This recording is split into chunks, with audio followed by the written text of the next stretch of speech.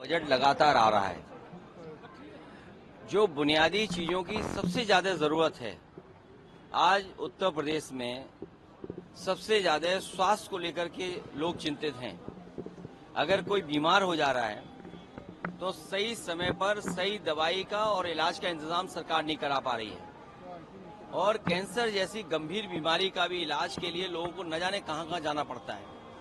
समाजवादी सरकार में ये जो कैंसर इंस्टीट्यूट बना था, ये रिसर्च कैंसर इंस्टीट्यूट इसलिए बनाया गया था जिससे यहाँ पर गरीबों का फ्री इलाज हो सके और कैंसर बीमारी के बारे में जानकारी मिलती रहे और वो फैले नहीं, या कैंसर की रोकथाम को लेकर के क्या डॉक्टर समय समय पर लोगों को जागरूक करेंगे, इसलिए रिसर्च कैंसर इंस्टीट्यूट ये बनाया गया था।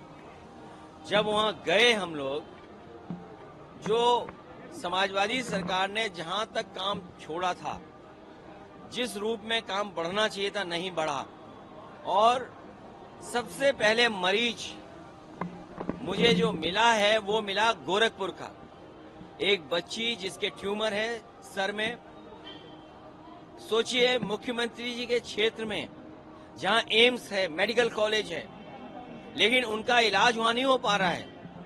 उन्हें भी इलाज के लिए उस परिवार को लखनऊ आना पड़ रहा है, वो भी समाजवादी सरकार के बने हुए कैंसर इंस्टीट्यूट में। और ये चक गजरिया में जितना भी विकास हुआ है, अमूल का प्लांट लगना, बगल में सरकार का एक और प्लांट लगना मिल्क का, तो कम से कम मिल्क का प्रोक्योरमेंट तो हो जनता से, किसान से। एचसीएल का प्राइवेट इन्वेस्टमेंट आया जहां हम लोग खड़े हुए हैं। ये समाजवादी सरकार में सरकार का मॉल था, सरकार आते ही भारतीय जनता पार्टी ने इसको बेच दिया। तो कम से कम हम लोगों को दिखाने को तो चीजें हैं जो समाजवादियों ने काम किया है। आगे देख लो, पीछे देख लो, हर तरफ बिल्डिंग देखने को मिलती हैं। ये भारतीय जनता पार्टी के लोग कोई चीज बना नहीं सकते हैं, ये केवल बिगाड़ सकते हैं। विधानमंडल की बैठक में हमारे विधायकों ने तय किया है, वो कल आपको विधानसभा में दिखाई देगा। इनके हाथ में कोई चीज दे दो, सब बिगड़ सकती है। मिसमैनेजमेंट की अगर कोई सबसे बड़ी स्टोरी बनेगी, मुझे याद है 2013 में उस समय जो कुंभ हुआ था, हार्वर्ड यूनिवर्सिटी के डिपार्टमेंट ने स्टडी कर करके जो रिपोर्ट तैयार की थी, वो रिपोर्ट आज भी डॉक्यूमेंटेड है। उस समय इतना मिसमैनेजमेंट नहीं दिखाई दिया, कम बजट में वो हुआ था, लेकिन इन्होंने प्रचार बहुत किया, बजट ज्यादा दिया, दोनों सरकारें लग गई, उसके बावजूद भी भगदड़ में लोग मर गए, सड़कें जाम रहीं, लोगों को रात दिन गुजारना पड़ा अपनी गाड़ियों में बैठ करके, सड़कें हर तरफ दूसरे स्टेट तक ब्लॉक रहीं, ट्रेनों का जो इंतजाम करना था ट्रेन नहीं पहुंच पाई, फ्री ट्रेन नहीं चलाई, संख्या नहीं चलाई उतनी, भगदड़ मच गई, उसमें भी लोगों की जान चली गई। इस सरकार ने कुंभ के बहाने न जाने कितनों की जान ले ली है। ट्रेन हादसा जो हुआ और उसके बावजूद भी ट्रेन अगुस्ती में किसी को जिम्मेदारी नहीं ठहराई गई, उल्टा जांच जिम्मेदारी इसलिए नहीं ठहराई क्योंकि उनकी कोई तैयारी नहीं थी। अगर सरकार ने तैयारी की होती, डबल इंजन सरकार, अपने आप को डबल इंजन बोलते हैं, ये डबल इंजन नहीं है, डबल ब्लंडर वाली सरकार है।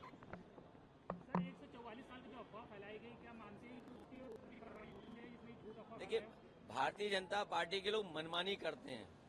भारतीय जनता पार्टी के लोग बहुत साइंटिस्ट हैं और उनका जो कुछ भी कथन है वो रिसर्च बेस्ड है।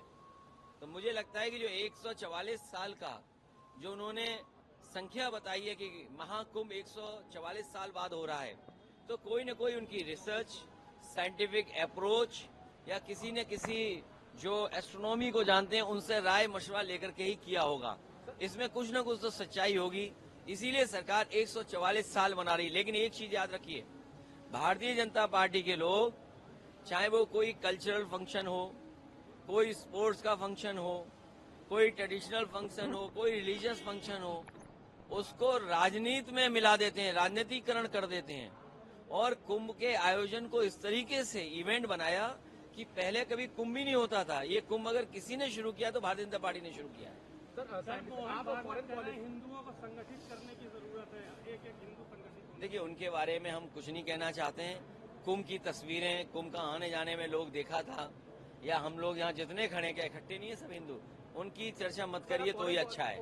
क्योंकि आज जरूरी है कि लोगों का इलाज सही समय पर मिले, लोगों को नौकरी रोजगार मिले। अगर हम इस मॉल के नीचे खड़े हैं, इस मॉल के अंदर खड़े हैं, तो न केवल शोरूम है, यहाँ बिजनेस हो रहा है, बल्कि न जाने कितने लोगों को नौकरी जॉब मिले होंगे।